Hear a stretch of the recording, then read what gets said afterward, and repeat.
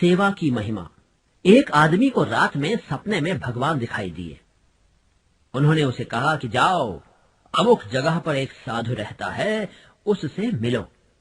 उसके पास एक हीरा है, उसे ले लो। उस आदमी को लगा भगवान की बात सही हो सकती है।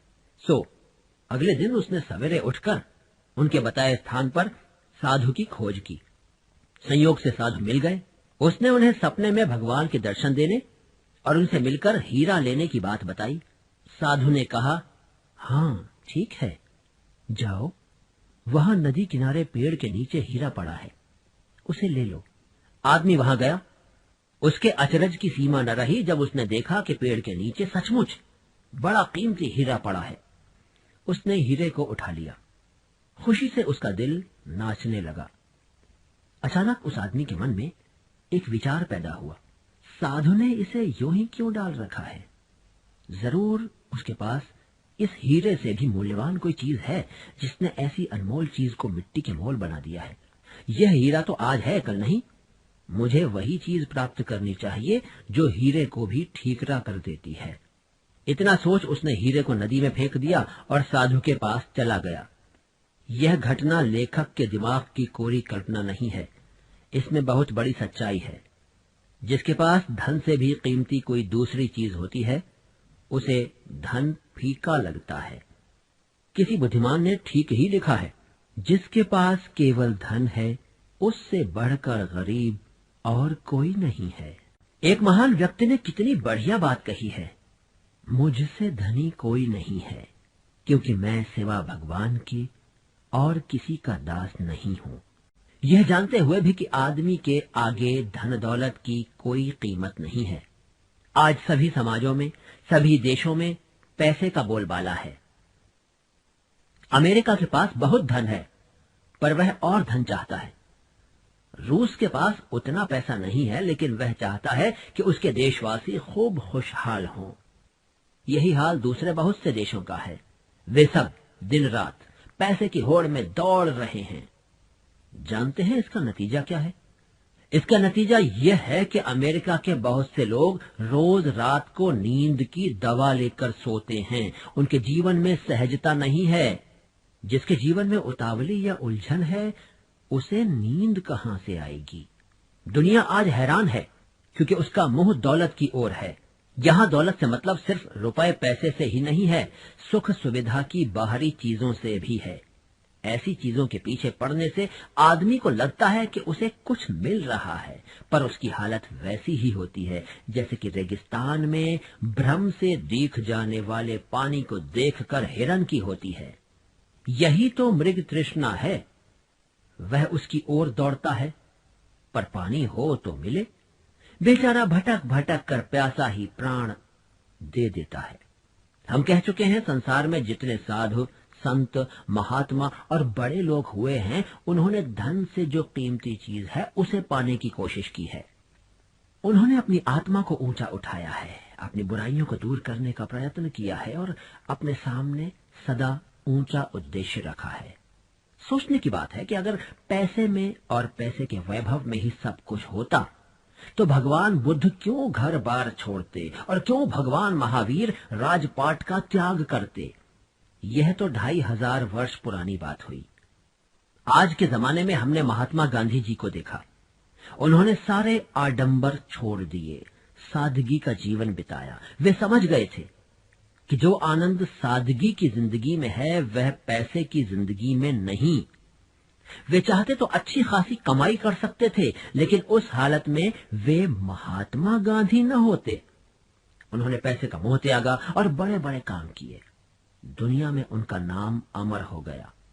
आपको याद होगा, प्रसिद्ध वैज्ञानिक आइंस्टीन ने लिखा था, आगे आने वाली पीढ़ियां मुश्किल से विश्वास कर पाएंगी कि इस धरती पर हाड़ मांस का बना गांधी जैसा व्यक्ति कभी चलता फिरता था।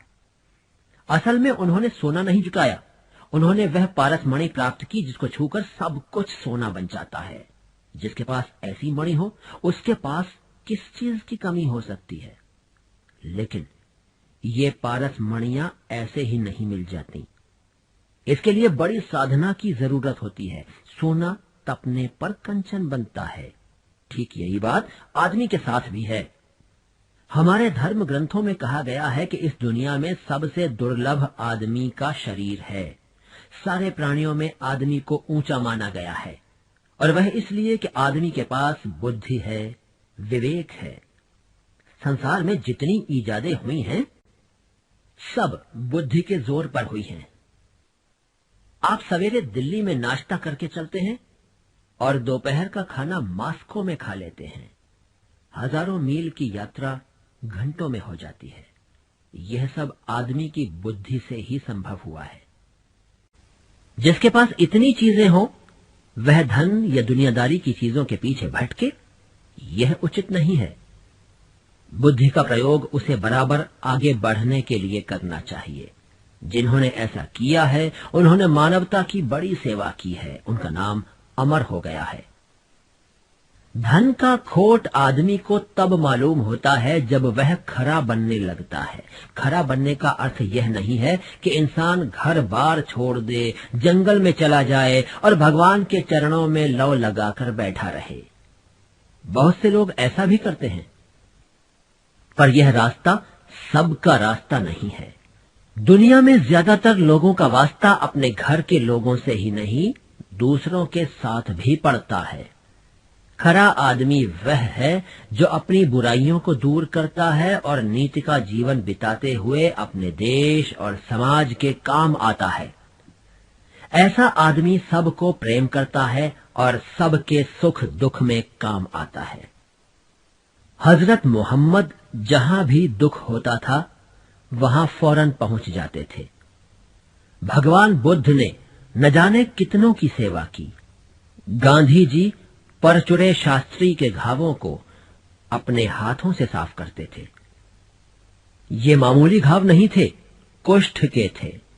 उनमें से मवाद निकलता था, लेकिन गांधी जी बड़े प्रेम से शास्त्री जी की सेवा करते थे। ऐसी मिसालें एक दो नहीं, सैकड़ों हजारों हैं। जो मानव जाति की सेवा करता है, उससे बड़ा धनी कोई नहीं हो सकता। अबू बिन अदम की कहानी शायद आपने सुनी होगी। एक दिन रात को वह अपने कमरे में सो रहा था। अचानक उसकी आंखें खुली। देखा कि सामने एक देवदूत बैठा कुछ लिख रहा है। अदम ने पूछा, आप क्या लिख रहे हैं? उसने जवाब दिया, मैं उन लोगों के नाम लिख रहा हूं जो भगवान को प्यारे हैं। अदम थोड़ी देर चुप रहा, फिर बोला, भैया, मेरा नाम उन लोगों में लिख लेना जो इंसान की सेवा करते हैं। देवदूत चला गया और अगले दिन जब वह लौटा तो उसके हाथ में उन आदमियों की सूची थी जिन्हें भगवान का आशीर्वाद मिला था। अबू बिन अदम का नाम सूची में सबसे ऊपर था। साफ है कि जो दूसरों की सेवा करता है वह भगवान की सेवा करता है। सेवा करने का अपना आनंद होता है। एक बार सेवा करने की आदत पड़ जाती है तो फिर छूटती नहीं। जो बिना किसी स्वार्थ के दूसरों की सेवा करता है, उसका मुकाबला कोई नहीं कर सकता। सूरज बदले में बिना कुछ पाने की इच्छा रखे सबको धूप और रोशनी देता है। चांद ठंडक पहुंचाता है, धरती अन्न देती है, पानी जीवन देता है, हवा प्राण देती है। इनकी बराबरी कौन कर सकता है? विनोबा जी के पास क्या था? न धन, न कोई बाहरी सत्ता, पर सेवा के जोर पर उन्होंने करोड़ों लोगों के दिलों में अपना घर बना लिया। उन्हें 40 लाख एकड़ से ऊपर जमीन दान में मिली, सैकड़ों गांव दान में मिले और जीवन दानियों की उनके पास फौज थी। यह सब कैसे हुआ? सेवा के बल पर। बरसों पहले जब विनोबा जी ने भूदान यज्ञ आरंभ किया था, लोगों ने न जाने क्या क्या बातें कही थी, पर विनोबा जी ने उनकी कोई परवाह नहीं की। उनका भगवान पर विश्वास था, उनके दिल में स्वार्थ न था। ऐसे आदमी को काम में सफलता मिलनी ही थी। वे हजारों मील पैदल चले, जाड़ों में चले, गर्मियों में चले, वर्षा में चले, धूप में चले। लोगों ने कहा, बाबा चलते चलते बहुत दिन हो गए हैं, थोड़ा आराम कर लो। जानते हैं विनोबा जी ने क्या जवाब दिया? उन्होंने कहा, सूरज कभी रुकता नहीं, चांद कभी टिकता नहीं, नदी कभी थकती नहीं। मेरी भी यात्रा अखंड गति से चलेगी। सेवा के आनंद में लीन विनोबा जी चलते रहे। देश का कोई भी कोना उन्होंने नहीं छोड़ा। प्रेम की निर्मल धारा उन्होंने घर घर पहुंचा दी। एक दिन उनकी टोली में हम कई लोग बैठे थे। शाम का समय था। उस दिन विनोबा जी को बहुत सी जमीन मिली थी। जब उन्हें दिन भर का हिसाब बताया गया तो वे मुस्कुराने लगे। बोले, आज इतनी जमीन हाथ में आई है, लेकिन देखो कहीं हाथ में मिट्टी चिपकी तो नहीं।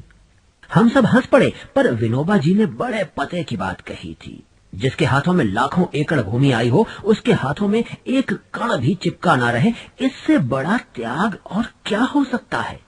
शरीर से दुबले पतले विनोबा जी ने सबको दिखा दिया कि इंसान से बढ़कर दुनिया में किसी का भी मूल्य नहीं है। करोड़पति तक अकिंचन विनोबा जी के चरणों में सिर झुकाते थे। एक सूफी संत ने कहा है, किसी का दिल उसकी खिदमत करके अपने हाथों में ले, यही सबसे बड़ी इज्जत है। हजारों काबों से बढ़कर एक दिल है। गांधी जी ने तो सेवा धर्म को अहिंसा और सत्य दोनों की बुनियाद माना।